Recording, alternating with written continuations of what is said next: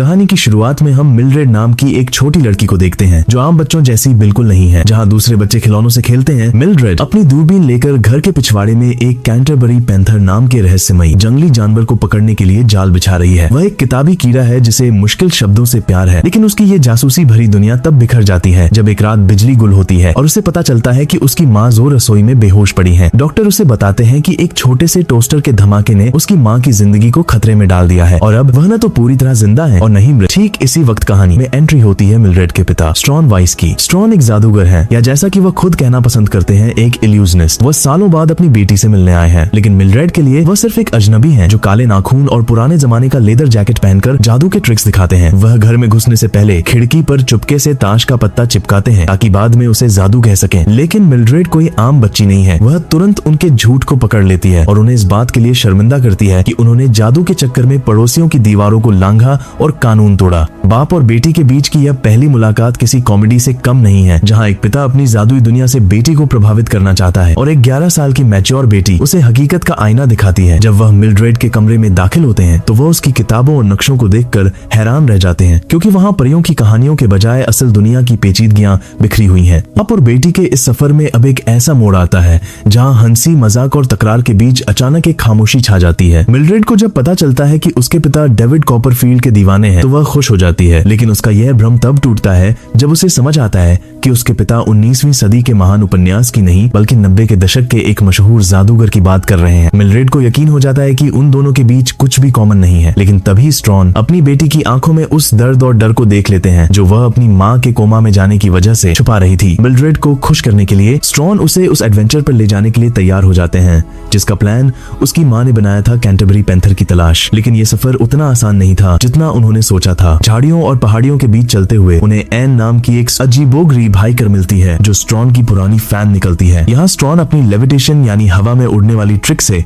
उसे इम्प्रेस करने की कोशिश करते हैं, लेकिन मिल्ड्रेड पलक झपकते ही उनकी इस पोल को खोल देती है कि वह सिर्फ एक पैर पर वजन डालकर उड़ने का नाटक कर रहे हैं। स्ट्रॉन की इस हार ने उन्हें थोड़ा शर्मिंदा तो किया, लेकिन मिल्ड्रेड के लिए यह सब एक कठोर वास्तविकता का हिस्सा था। वह अपने पिता को साफ शब्दों में समझा देती है कि जादू जैसी कोई चीज नहीं होती, सिर्फ धोखा होता है। जैसे जैसे वे घाटी की गहराइयों में बढ़ते हैं, मिल्ड्रेड अपनी जिंदगी के कड़वे सच भी बयां करती है। कैसे वह स्कूल और वहां के लोगों से नफरत करती है, जबकि शुरू में उसने खुद को मोस्ट पॉपुलर दिखाने का नाटक किया था। स्ट्रॉन को पहली बार अपनी बेटी की तन्हाई और उसकी संजीदगी का अंदाजा होता है जब वे घने जंगलों में सूरज ढलने के वक्त एक हिरण की लाश देखते हैं। उस लाश पर किसी खूंखार जानवर के पंजों के गहरे निशान थे। माहौल में अचानक एक डर सा फैल जाता है। क्या मिल्ड्रेड का वह कैंटरबरी पैंथर सच में वहीं आसपास है? क्या स्ट्रॉन अपनी बेटी की रक्षा कर पाएंगे या ये एडवेंचर उनके जीवन की सबसे बड़ी गलती साबित होने वाला है? जंगल की उस खामोश रात ने बाप और बेटी के बीच की दूरियों को कम करना शुरू कर दिया था। जब स्ट्रॉन ने दबी आवाज में स्वीकार किया कि वह मिल्ड्रेड को कभी छोड़ना नहीं चाहते थे, तो उस वक्त मिल्ड्रेड सोई नहीं थी। वो बस इस नए सच को महसूस कर रही थी। मिल्ड्रेड ने अपनी किताबों के ज्ञान से आसमान की चुप्पी को भांप लिया और समझ गई कि एक बड़ा तूफान आने वाला है। जब वे एक गुफा में पनाह लिए हुए थे, तब पहली बार मिल्ड्रेड ने अपनी माँ के साथ बिताए उन पलों को याद किया जहां उसे बबल रैप में लपेट कर रखा जाता था। स्ट्रॉन को समझ आया कि उसकी बेटी जितनी सख्त दिखती है, अंदर से उतनी ही डरी हुई है। मिल्ड्रेड की नजरें जम गईं और स्ट्रॉन का खून सर्द हो गया। उनके सामने साक्षात कैंटरबरी पैंथर खड़ा था, काली चमकती खाल और पीली आंखों वाला एक खूंखार शिकारी। स्ट्रॉन डर के मारे कांप रहे थे, लेकिन मिल्ड्रेड ने अपनी हिम्मत बटोरी और धीरे से अपना वीडियो कैमरा निकाला। उसे पता था कि यही वो मौका है जो उसकी माँ की सारी मुश्किलें हल कर सकता है। जब पैंथर उनकी तरफ बढ़ने लगा तो स्ट्रॉन ने उसे भगाने के लिए हाथ पांव मारना शुरू कर दिया, लेकिन मिल्ड्रेड ने उसे रोक दिया क्योंकि वह जानती थी कि यह भालू नहीं पैंथर है। दोनों एक दूसरे का हाथ थामे मौत के बिल्कुल करीब खड़े थे। वह जानवर उनके इतने पास आया कि वे उसकी सांसें महसूस कर सकते थे, लेकिन तभी जैसे कोई चमत्कार हुआ हो, पैंथर ने उन्हें छोड़ दिया और झाड़ियों में गायब हो गया। मिल्ड्रेड की आंखों में आंसू थे क्योंकि उसने वो फुटेज रिकॉर्ड कर ली थी जिसकी कीमत $50,000 थी। उसने वहीं बैठकर अपनी माँ के लिए एक दुआ मांगी, माँ सब ठीक हो जाएगा। नदी के किनारे बैठे स्ट्रॉन ने पहली बार अपनी गलतियों की माफी मांगी और मिल्ड्रेड ने भी अपने गुस्से को विदा किया। नदी के किनारे बैठे स्ट्रॉन जब भावुक होकर अपनी पुरानी कहानियां सुना रहे होते हैं, तब उन्हें पता चलता है कि जंगल में सिर्फ पैंथर ही खतरनाक नहीं है। मिल्ड्रेड उन्हें एक वेटा नाम के विशाल कीड़े से डराती है और स्ट्रॉन, जो खुद को अहिंसक और मासूम कीड़ों का रक्षक कह रहे थे, डर के मारे उस कीड़े को कुचल देते हैं। रात की खामोशी में स्ट्रॉन अपने अतीत के पन्ने खोलते हैं। वह बताते हैं कि कैसे उनके सबसे अच्छे दोस्त डेविड ब्लेन ने उन्हें धोखा दिया, उनके आइडियाज चुराए और उन्हें पूरी दुनिया के सामने जलील किया। मिलड्रेड को पहली बार एहसास होता है कि उसके पिता कोई सुपर हीरो नहीं बल्कि एक टूटे हुए इंसान है जो डरने पर भाग खड़े होते हैं। लेकिन मिलड्रेड उन्हें याद दिलाती है कि वह भागे नहीं है बल्कि अपनी बेटी के लिए आधी दुनिया पार करके यहाँ आए हैं। अगली सुबह जब वे घर लौटने की तैयारी कर रहे होते हैं, उनकी मुलाकात अर्नोल्ड और एंजेलिना नाम के एक जोड़े से होती है। दिखने में यह जोड़ा बहुत ही मिलनसार और सभ्य लगता है। जैसे ही मिलड्रेड एंजेलिना के साथ खेलने में मशगूल होती है, अर्नोल्ड अपना असली चेहरा दिखाता है। वह कोई हार्ट सर्जन नहीं बल्कि एक शातिर लुटेरा है जो स्ट्रॉन को अपनी ब्लैक बेल्ट वाली पुरानी फोटो दिखाकर डरा देता है। एक पिता की सबसे बड़ी कमजोरी उसकी संतान होती है और अर्नोल्ड इसी का फायदा उठाता है। वह स्ट्रॉन से उनका फोन, वॉलेट और सबसे कीमती चीज मिलड्रेड का वह वीडियो कैमरा छीन लेता है जिसमें पैंथर की फुटेज थी। स्ट्रॉन अपनी बेटी की सलामती के लिए सब कुछ चुपचाप सौंप देते हैं।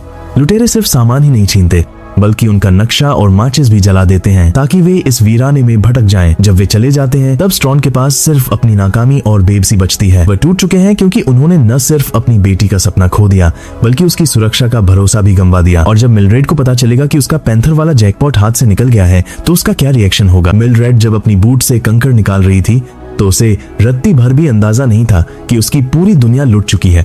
जब स्ट्रॉन ने उसे बताया कि उन लुटेरों ने उन्हें बंधक बनाया, सारा पैसा, फोन, नक्शा और सबसे बढ़कर वह पैंथर वाला कैमरा छीन लिया है, तो मिलड्रेड का दिल टूट गया। मिलड्रेड का गुस्सा ज्वालामुखी की तरह फट पड़ा। उसने स्ट्रॉन को कायर कहा, उनकी जादुई पोशाक और उनके वजूद तक का मजाक उड़ाया। उसने साफ कह दिया कि वह स्ट्रॉन की शक्ल तक नहीं देखना चाहती और उन्हें 20 कदम दूर रहने का हुक्म दे दिया। तनाव इतना बढ़ गया कि स्ट्रॉन ने भी गुस्से में मिलड्रेड को अकेली और बदतमीज कह दिया। दोनों के बीच एक दीवार खड़ी हो गई। स्ट्रॉन जंगल की गहराई में चले गए जहां अंधेरे और डरावनी आवाजों ने उनका स्वागत किया। एक विशाल वेटा कीड़े ने उन पर हमला किया और वे डर के मारे भागते हुए कीचड़ के तालाब में गिर पड़े। जब वे वापस लौटे तो वे पूरी तरह टूट चुके थे। मिलड्रेड ने मैस्लो के पदानुक्रम का जिक्र करते हुए स्ट्रॉन को समझाया कि अभी रोने का वक्त नहीं बल्कि जिंदा रहने का वक्त है। उन्होंने मिलकर आग जलाई। यहाँ स्ट्रॉन ने अपनी एक जादुई ट्रिक से आग सुलगाकर मिलड्रेड को थोड़ा प्रभावित भी किया। मिलड्रेड ने खुद पानी में उतरकर भाले से मछली पकड़ी और जंगल की जड़ी बूटियों से चाय बनाई। बातों बातों में मिलड्रेड ने स्ट्रॉन को आईना दिखाया। उसने कहा कि स्ट्रॉन खुद को कायर समझ रहे हैं क्योंकि उन्होंने डेविड ब्लेन और अर्नोल्ड जैसे लोगों के सामने घुटने टेक दिए। लेकिन मिलड्रेड ने यह भी स्वीकार किया कि भले ही वेशन लास्ट स्ट्रॉन को मिलिए, सब कुछ हार गए हों, पर वे अभी खत्म नहीं हुए हैं। रात को टेंट में सोते वक्त स्ट्रॉन ने खुद से एक वादा किया, वह अपनी बेटी की रक्षा करेंगे चाहे कुछ भी हो जाए। अगली सुबह वे फिर से अनजान रास्ते पर निकल पड़े। मिलड्रेड ने जंगल के रहस्यों के बारे में बताते हुए स्ट्रॉन को एक खास किस्म के जहरीले मशरूम सिलोसाइब मकारोरे से दूर रहने की चेतावनी दी, जो इंसान को पूरी तरह सुन्न कर देते हैं और उसे अजीबोगरीब चीजें दिखाने लगते हैं। मिलड्रेड और स्ट्रॉन ने बड़ी चतुराई से उन लुटेरों अर्नोल्ड और एंजेलिना से अपना बैग तो वापस छीन लिया। लेकिन जब उन्होंने कैमरा चेक किया तो उनके पैरों तले जमीन खिसक गई। उन बेवकूफ लुटेरों ने उस कीमती पैंथर फुटेज के ऊपर अपनी फालतू की बहस रिकॉर्ड कर ली थी। $50,000 का सपना एक बार फिर मिट्टी में मिल चुका था। लेकिन अफसोस करने का वक्त नहीं था। वह असली पैंथर, जो अब भूखा और ज्यादा आक्रामक था, उनके सामने खड़ा था। मिलड्रेड और स्ट्रॉन एक तरफ गहरी खाई और दूसरी तरफ मौत के बीच फंस गए थे। जब स्ट्रॉन का दिया हुआ हैम सैंडविच भी उस शिकारी को शांत नहीं कर पाया तो उनके पास सिर्फ एक ही रास्ता बचा, खाई के ऊपर लटकी उस इकलौती रस्सी के सहारे दूसरी तरफ जाना। 1, 2, 3 और दोनों ने मौत की छलांग लगा दी। हवा में झूलते हुए वे उस रस्सी से चिपके हुए थे, जबकि उनके ठीक पीछे वह पैंथर हवा में पंजे मार रहा था। मिलड्रेड की हिम्मत अब जवाब देने लगी थी। उसके हाथ फिसल रहे थे और वह अपनी बहादुर छवि को खोकर एक डरी हुई बच्ची बन गई थी।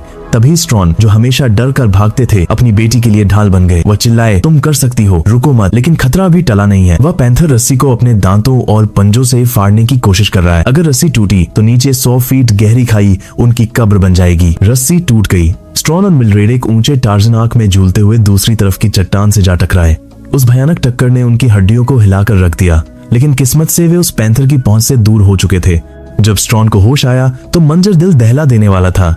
मिलड्रेड पास ही पड़ी थी। उसका हाथ अपनी जगह से उखड़ा हुआ था और एक भारी पेड़ उसके पैरों पर गिरा हुआ था। दर्द से कराहती मिलड्रेड ने स्ट्रॉन को उन जादुई मशरूमों उसने मशरूम ढूंढे और मिलड्रेड को खिलाए। नशे और दर्द के उस धुंधलके में मिलड्रेड का डर गायब होने लगा। उसने पहली बार स्ट्रॉन को डैड कहकर पुकारा। स्ट्रॉन ने अपनी पूरी ताकत लगाकर उसका कंधा वापस अपनी जगह पर बिठाया।